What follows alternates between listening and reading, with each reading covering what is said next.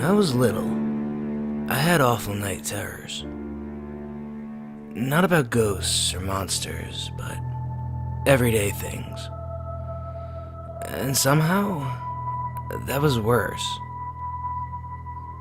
A rope suspended from the ceiling, advancing slowly towards me. A glass about to fall from a table.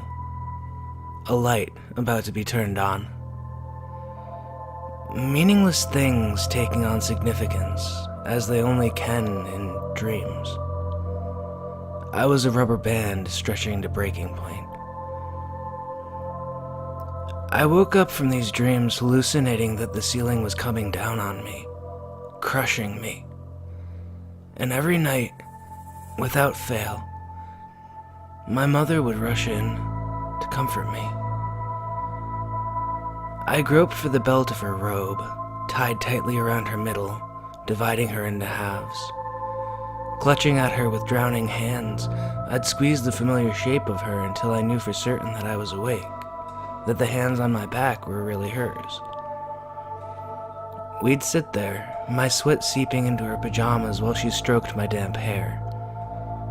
She'd sing a special song to me, one she never sang any other time. It didn't have words, but the tune was comforting, sweet and melancholy. The kind of backwater lullaby her parents probably sang to her when she was little. She'd ask me what the dreams were about, and if I could remember, I'd tell her. We'd try to figure out what they meant. It was a kind of a game. She radiated warmth. We didn't talk about my night terrors in real life. They only existed in the dark. When I came home from school, she'd be waiting for me with a snack and we'd talk about other things. The days were shorter back then. Our lives intersected very briefly in the daylight. She slept late and I went to bed early. I never thanked her, even though I meant to. I wasn't sure what to thank her for.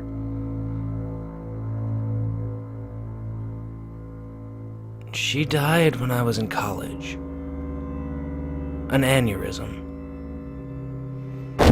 My father heard her hit the kitchen floor, and by the time he got there, she was gone.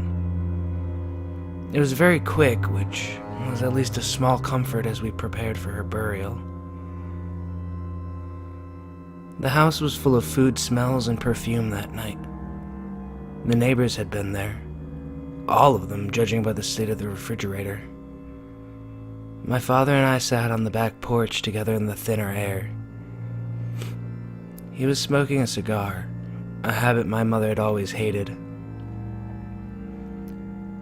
The sun was going down, and with an awful knife twist, I remembered those late nights, and those dreams. The piece of rope, the stove burner trying to light, the bottle of soda fizzing. Remember when I was a kid? Those night terrors I used to have? He took the cigar out of his mouth and frowned. Yeah, those ones when I was little. Remember, I'd wake up screaming. I always wanted to thank Mom for helping. I meant to thank her. I paused and rubbed my throat where the collar of my shirt was tightest. I wanted to ask what that song was from. Her absence was as real as her presence had been. He was looking at me with his eyebrows meeting in the middle. What song? This song she used to hum. I wish I'd asked her about it. My eyes were stinging. This sucks. I really wish I'd remembered. You're talking about when you were little? You remember my screaming? Yeah, but I don't know about the other stuff. What? Dr. Horowitz said not to wake you up when you had them. I was supposed to let you wake up yourself.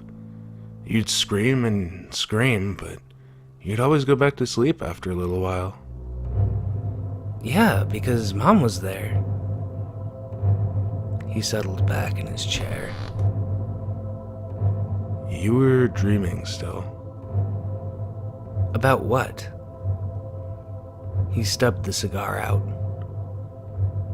Your mom worked nights. You don't remember, I guess. At the diner. But she came in. I remember. Nope. He shook his head. It was just you and me. No, she sang that song. He shook his head again. She always had her robe on. She didn't have a robe. You were still dreaming. No, I said. I remember it. It was just you and me, bud. She worked nights for years. He got up and stretched. Get some sleep. He patted my shoulder on the way inside. I sat in the chair, holding my own hands, and I watched the sun go down. Upstairs, my father got into bed, and I heard from the open window the sound of his snoring. I sat in the chair, hands in my lap. I hummed into the dark until the sun came up. It was time to go bury my mother.